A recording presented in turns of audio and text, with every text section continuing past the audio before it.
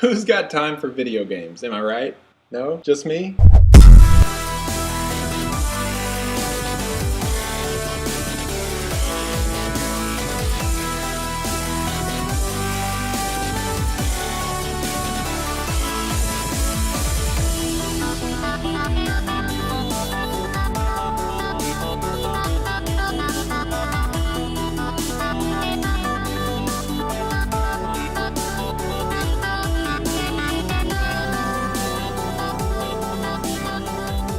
Hey, what's up everyone? Hope you guys are having a good summer. This is Joey coming to you from Titus's Playroom.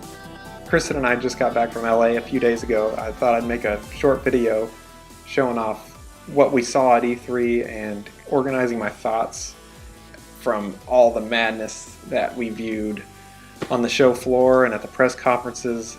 It was an overwhelming experience being there. The best part is going around the independent game sections and talking to the developers. They answer all questions that you ask. They're not any big corporation, shielding themselves from you. They're just very helpful to me, talking about what engines they used, how they ported it to the PS4, ported it to the Xbox One, how they were able to get their games on the market and use their dev kits. One game in particular that Kristen got to try out was Ori and the Blind Forest, which is a beautiful game, I think, coming to the Xbox One. I talked with one of the young graphics programmers on that game, and it was built on the Unity engine from a couple of guys who met on a forum, I think on NeoGAF, and it is very similar to some of Kristen's concept art, which was kind of a bummer, but that's okay. I hope some more of you will come with me next year if I go. There was a few people who were supposed to come who didn't come.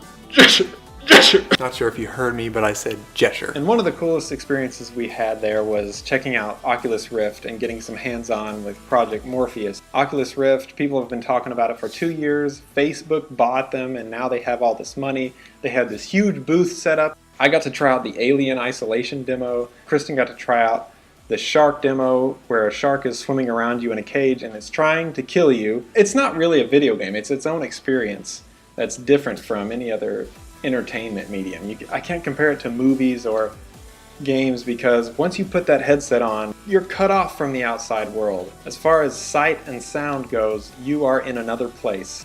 I tried the luge out down the freeway with Project Morpheus, and that was really cool, whizzing by the cars. The 3D sound design is very nice. And as far as the head tracking goes, it worked very well. Kristen got a little nauseous. It didn't bother me one bit. There was a tiny bit of blurring in Project Morpheus, but Oculus Rift is almost perfect. Most people, when they think of E3, they think of the giant AAA titles. Yeah, maybe I did dive into the hype a little bit, but there really are some great looking games coming out.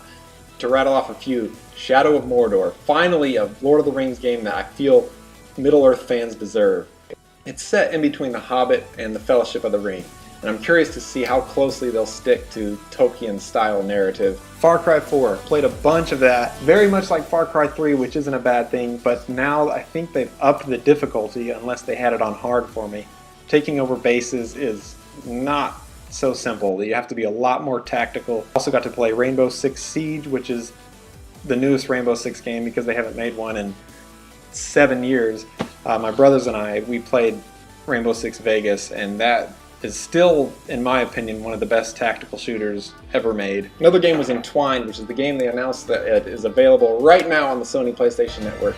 And this doesn't speak very well for that one, but Kristen beat it on the show floor. I think she beat it in a matter of 30 minutes, which I thought that was pretty funny. And then, of course, there's Super Smash Bros. For Wii U, which I got destroyed in. I've never been a great Super Smash Bros. Player. I love the games.